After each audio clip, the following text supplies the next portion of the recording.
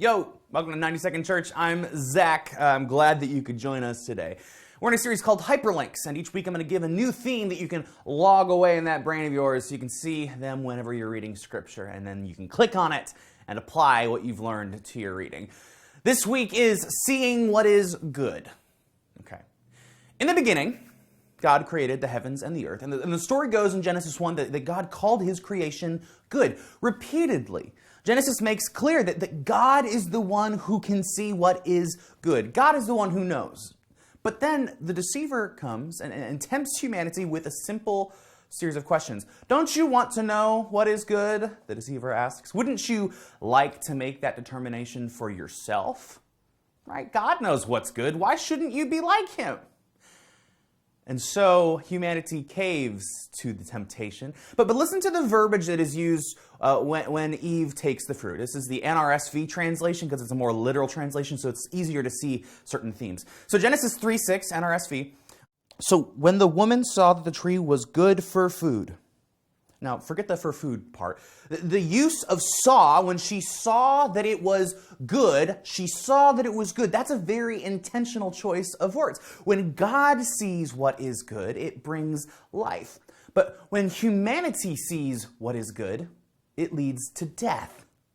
And this theme pops up over and over again in Genesis 6, 1 through 2. It says, when people began to multiply on the face of the ground and daughters were born to them, the sons of God saw that they were fair, and they took wives for themselves of all that they chose. Here it says fair, but you know that word is the same in Hebrew, tov. It's good.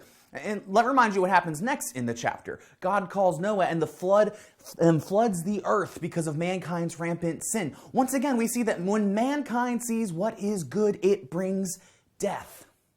Or what about this one? The book of Judges tells a story of tribal Israel, and it depicts a people who continually turn away from God over and over again. It's a depressing book that is made even more depressing by its chilling final line, Judges 21, verses 25. In those days, there was not a king in Israel. All the people did what was right in their own eyes. Now, it's not the exact same words here, see and good, but you can see that the purpose of the phrasing used here is to make that little bell go off in your head. And you ask yourself, now, where else have I seen this idea of humanity seeing what is good or what is right? And how did it turn up for them last time this came up?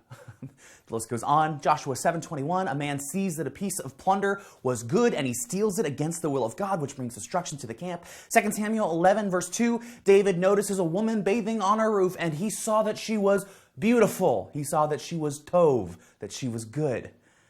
I'm not saying that every time you come across these specific words, it's in reference to this theme, but I am saying that when you come across these words, you need to ask yourself if there's something more going on. Next week, join me as we explore the flip side of this truth. We see what is good and it's bad, but when God sees it, well, we'll talk about that next week, so see you then.